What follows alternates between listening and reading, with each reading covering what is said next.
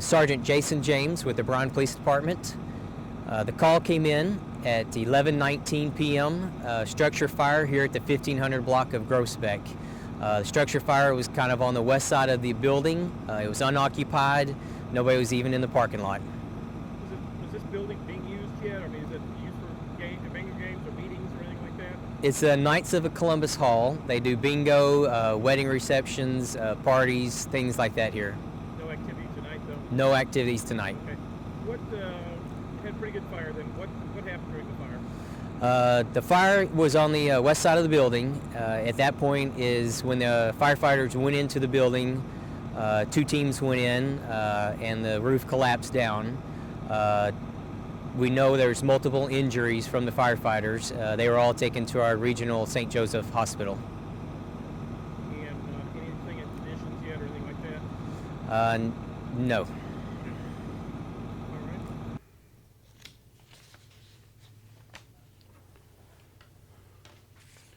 Whenever y'all are ready. Okay. Thank you for being here. The city of Bryan has suffered a huge loss here overnight during an emergency fire operation.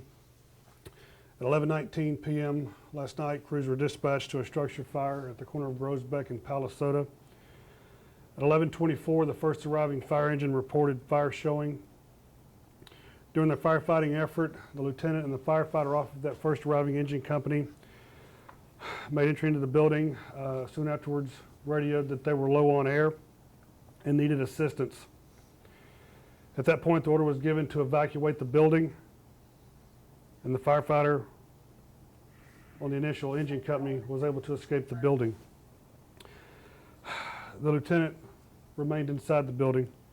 At that time, we deployed a rapid intervention team, which is a group of firefighters who stand by just for this sole purpose in case someone gets into trouble.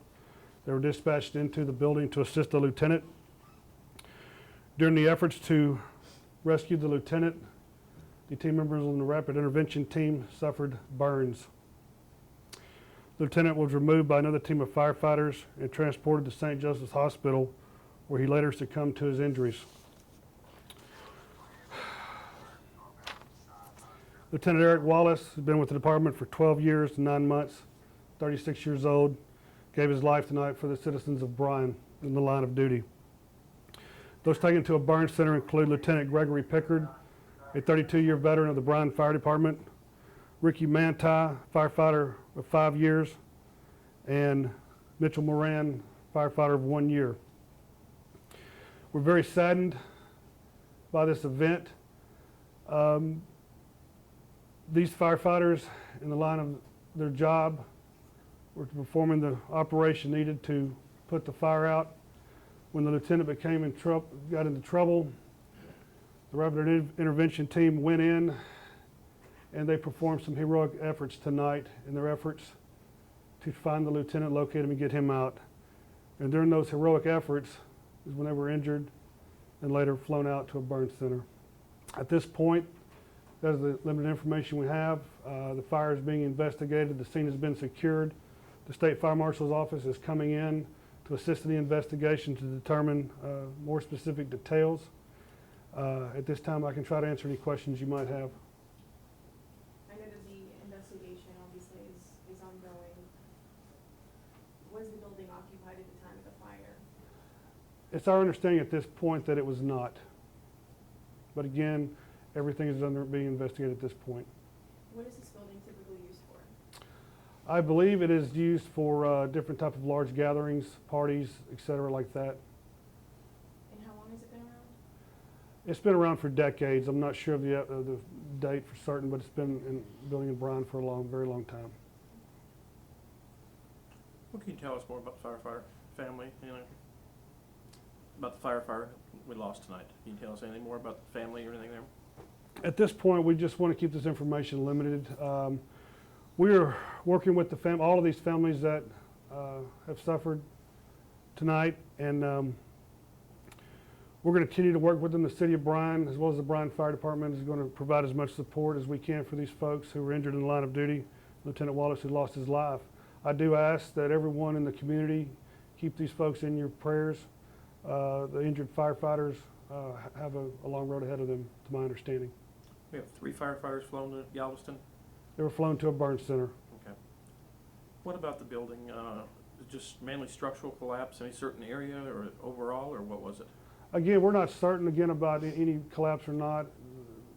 At the time they pulled up, they saw a fire, made the decision to go in and put out the fire, and at some point, again, we're not sure exactly what happened inside.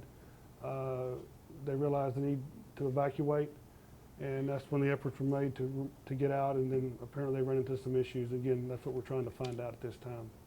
Which engine were the first responder? Engine 1 of the station downtown. Is that where Eric Wallace was? Yes, he was assigned Engine 1.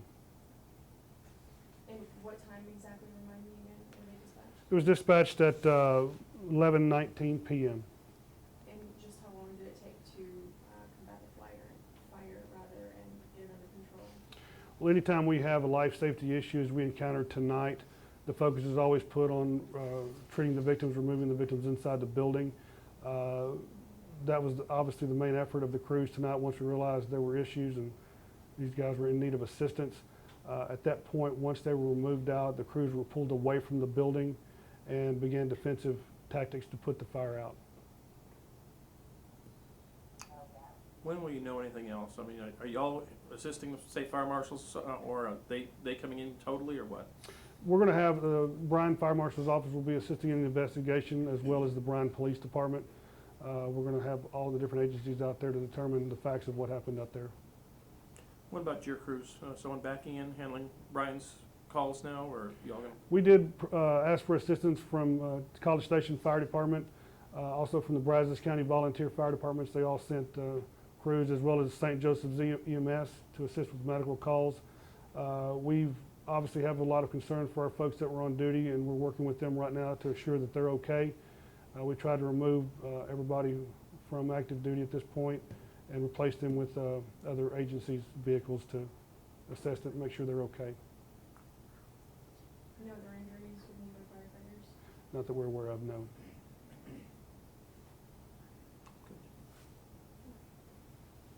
Thank you so much for Thank you. taking the time to talk with us. And we just want to let everyone know, just on our behalf here at KBTX, that we're very sorry for everything that's happened to you We're very guys. grateful.